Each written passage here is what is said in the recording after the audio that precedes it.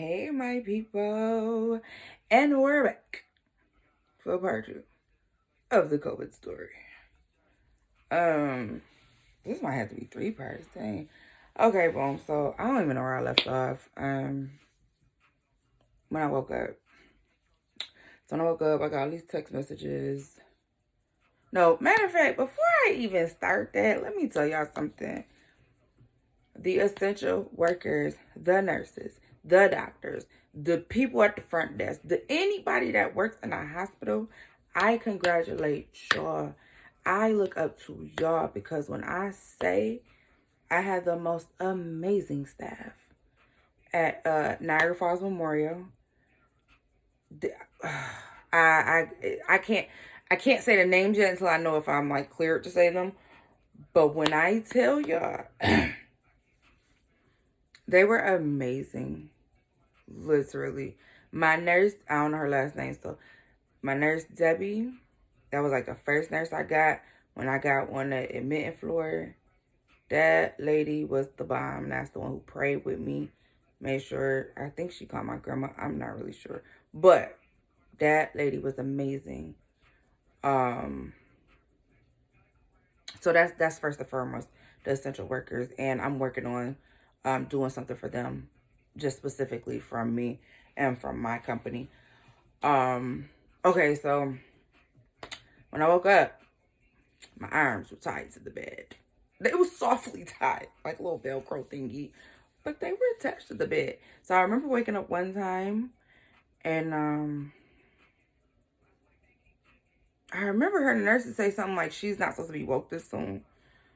And I went back to sleep, I guess, or it drugged me. I don't even remember. I woke up again. What I feel like my rebirth was April 1st. April Fool's Day. Fooled you, devil. I'm still here, period. So I was texting people. I was sending audio messages to people and did not realize it until like 2 weeks after I got home. But whatever. Yeah. So my main thing was my kids. So I had talked to my grandmother who had went out of her and my grandfather were amazing. My kids were already at my friend's house, and she was awesome. She got my kids, she knew I was in the hospital. No questions, no nothing. And my grandfather decided, well, I'm going to go knock on everybody's door until I find these kids. Although they had iPads that he could have called. But hey, I can't. I'm so grateful and so appreciative. My thing with sending my kids to my grandparents, they're older. So my whole thing was, if I test positive and I send the kids over there, we don't know anything about this virus for real. So sending them over there is a risk. But once they found out I don't know if it was when I went under. I really don't even know the timeline. All I know is my kids ended up with my grandparents and my grandmother, the emotions of it all, I'm still working through. My dad literally texts me like 3 times a day, knowing that I, couldn't respond or whatever. My daughter called the hospital several times a day. I don't know. It was a lot of love poured into what was going on, and I just feel like God knew it wasn't time for me to leave. So, see, I told you I get sidetracked. I promise you I got a little bit of ADHD. What was I about to say? The point was, okay, I woke up. Oh, yeah, so it was scary. Like, they had to come in all garbed up. Like, literally, they couldn't take anything out of my room. I went to the hallway. Like, I'm in this glass room. And they had to leave everything in there, throw it in the garbage, whatever. And it was like, some nurses, you could tell they're a little nervous, but most nurses came in there and treated me like whatever. A lot of blood work. That catheter situation, I ain't really care for that. And like, so y'all know I'm 100 with y'all at all fucking times. Yo, when they took that catheter out, you would have thought I was drinking for like 6 days straight and never pissed. And that's the reality of it. It was hard to even try to make it to the bathroom. Like, I was like, oh, no, I need a bedpan. And then the one nurse, old lady, she was like, you need a commode. Yep, bring it right here. So it's right next to my bed, period. But then I was like embarrassed. So I'm trying to like dump it myself and shit. And it was like, no.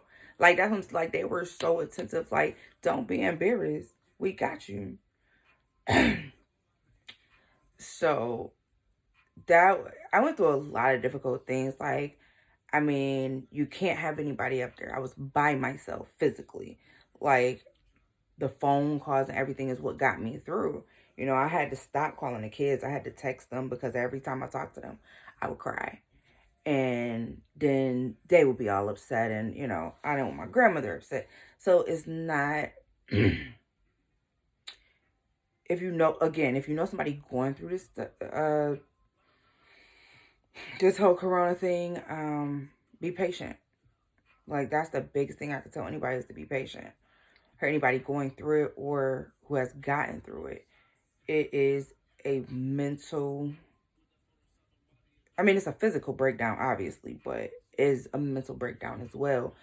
And for people who already suffer from anxiety, or people who are just not as strong as you want them to be, it's going to take a little bit more.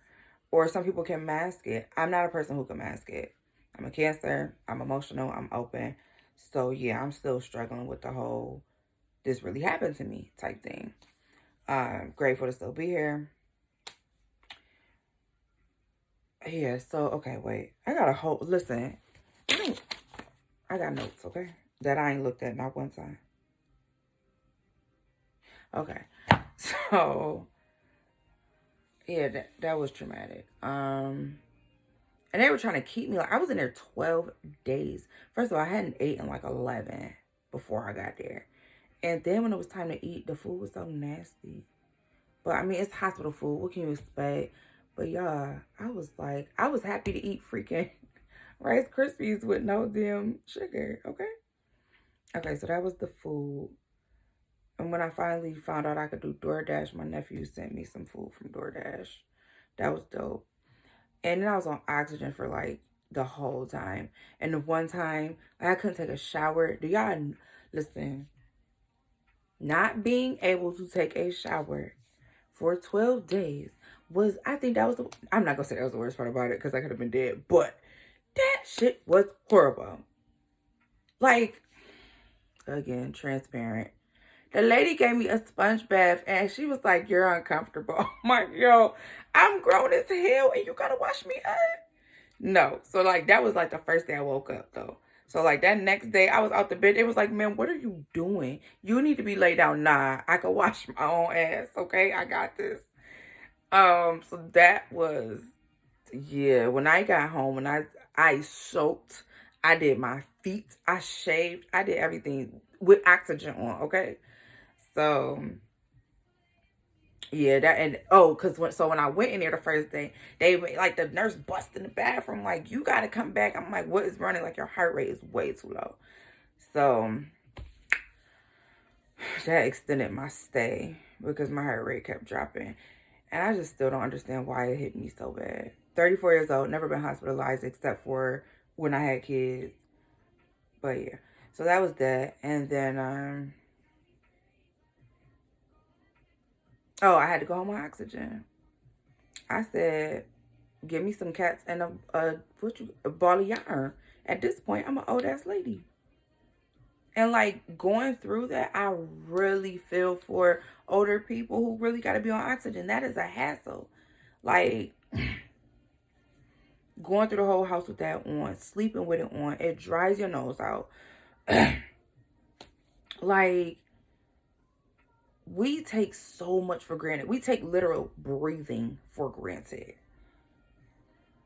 We take living for granted. We take walking. We take the minimal stuff that we do every day. We take it for granted. And I took all that away from this situation. I think I've always been a kind person, but I think my heart just opened up even more so. Like, to those with ailments, to those who are going through, because you never know. You just never know.